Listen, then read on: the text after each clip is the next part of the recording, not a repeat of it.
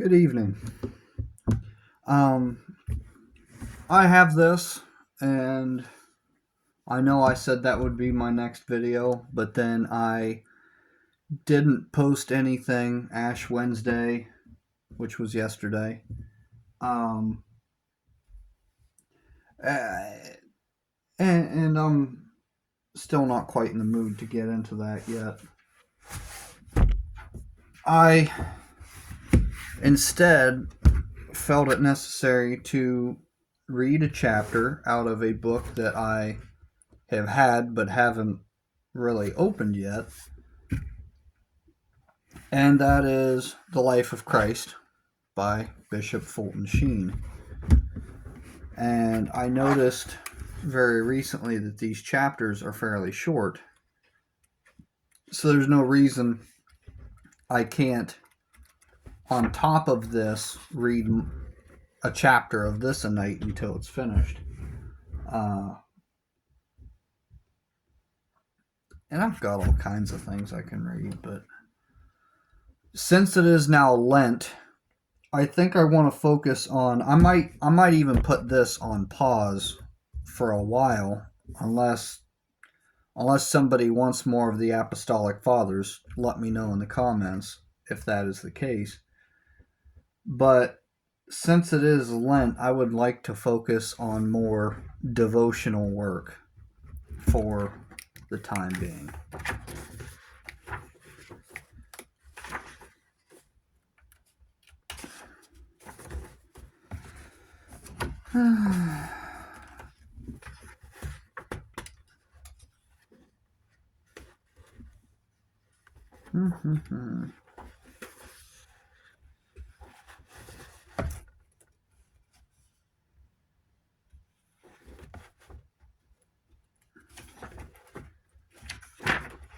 There's a lot of sections before the reading. I mean, there's the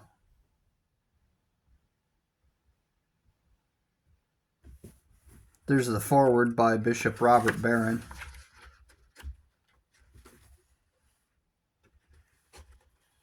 Maybe I should read some of this.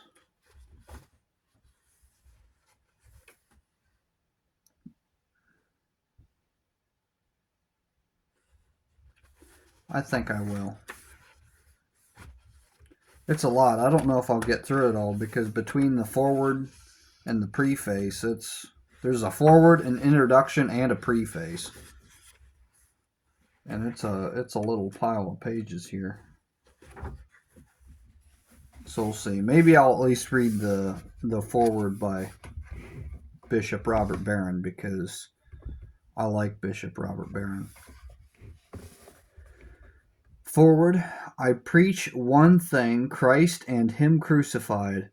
Fulton Sheen's Life of Christ by Bishop Robert Barron.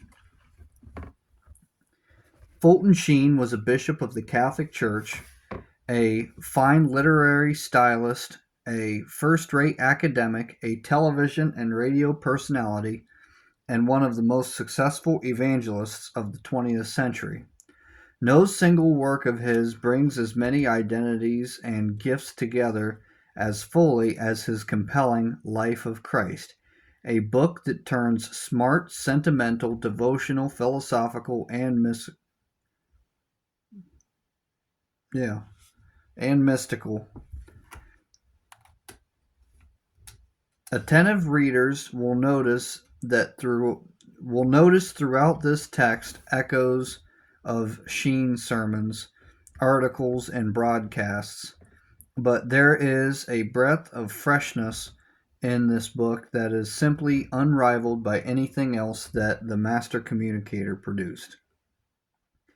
One has the impression that the author poured his entire self into this work. For the sake of this foreword, I will focus on one particular theme, not because I think it is the most important, but because Sheen did. Without a shadow of a doubt, the organizing principle of Life of Christ is the death of Jesus on the cross, the act by which the sins of the world are taken away, commencing in the early modern period and continuing through the time when Sheen when Sheen composed this book. Scholars, both Catholic and Protestant, both believe both believers and non-believers had proposed any number of interpretations of Jesus. He was a social reformer, a revolutionary, a mystic driven mad by eschatological fantasies, a friend of the poor, a man for others, a sublime teacher of spiritual truth, etc. Sheen wouldn't deny that there is truth in some of these characterizations, but he strenuously claims that they all, to varying degrees, miss the essential point of the one thing that truly matters about Jesus. The Lord's authentic identity, in fact, signaled in his very name, for Jesus is but the English version of Yeshua, Yahweh saves. And God saves us precisely by dying for us on the cross. Sheen repeats for the 20th century what Pope St. Leo the Great said in ancient times.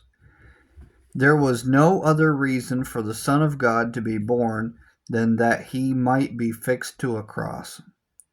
That this is not a morbid but rather a life-giving declaration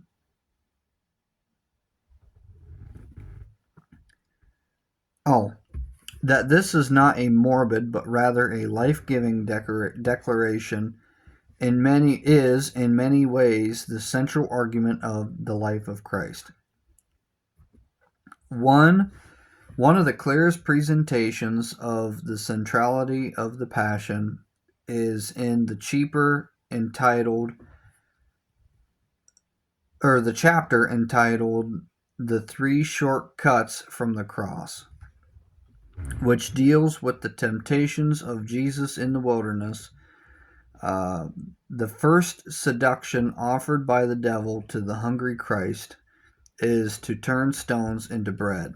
Sheen reads this as much more than a suggestion to take away hunger pangs.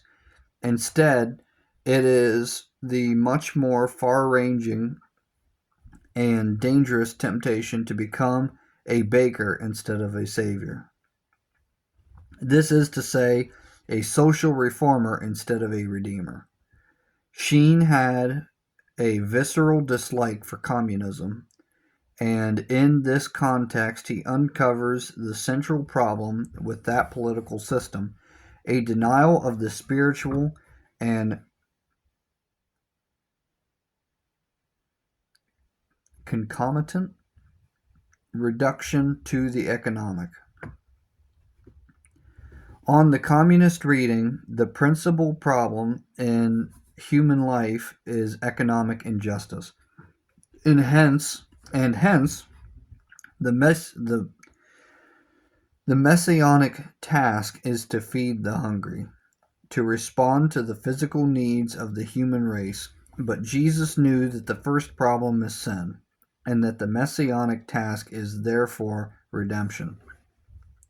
The second shortcut is to impress the crowds with an effortless display of power. After taking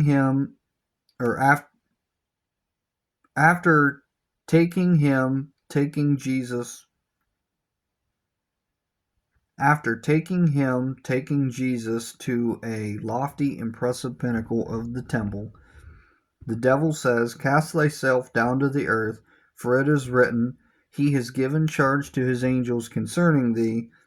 In other words, why take the terrible, tedious way that leads to crucifixion when you can become a hero by titillating the always bored masses? But the basic problem is not boredom, and hence the solution is not signs and wonders. The problem is sin, and the solution is the cross. The third shortcut is a kind of compromise with the power of sin The devil promises Christ the possession of all the kingdoms of the world on the condition that the Lord falls down and worships the dark power. The dark power. Taking possession of the world is indeed why Christ came, but he could not do this work in league with Satan. A temptation faced by far too many religious leaders up and down the ages. Instead, he could accomplish it only by enduring the maelstrom of the crucifixion. The act of supreme worship of God alone, once all these allurements were resisted, these three cuts rejected, Jesus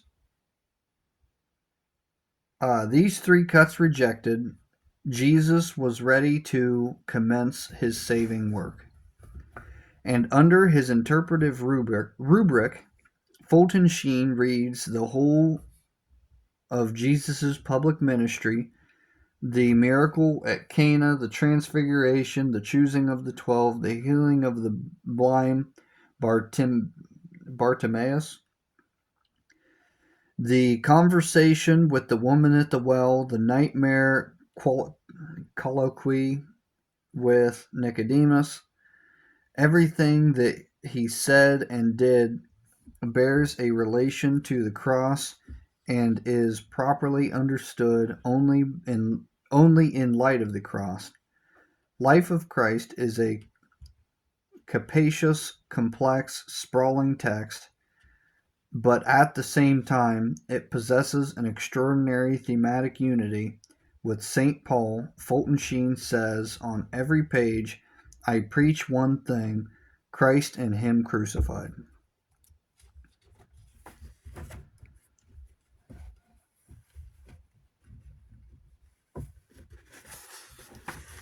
So I'm going to try to not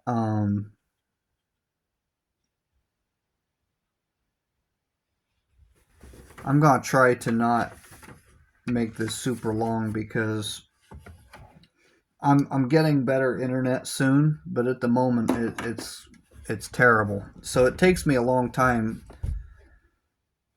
It takes me a long time to get these videos uploaded. So I think I'm going to stop there, but from henceforth I will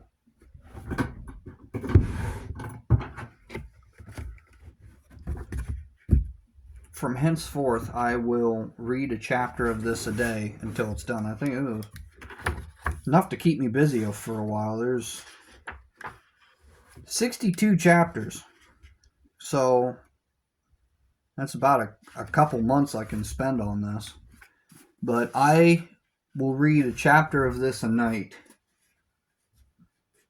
until it's done.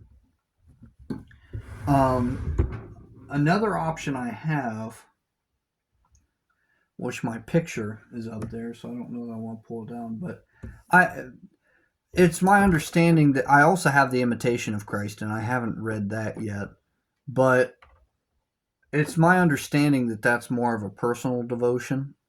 But I'll flip through it and see if that's something I would read as well on here. But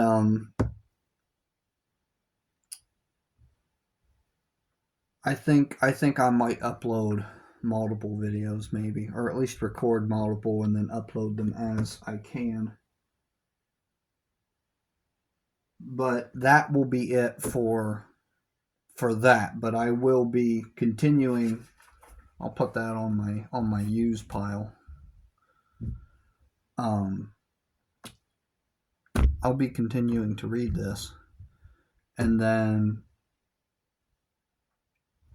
anything else you guys want, tell me in the comments. I mean, I'm getting less than very little feedback, so I mean, you don't have to worry about your request being unpopular, because if you give a request, it'll be the most popular request I've gotten so far. So if there's anything you want to read or have read, let me know and I'll give it a shot. But thank you and God bless.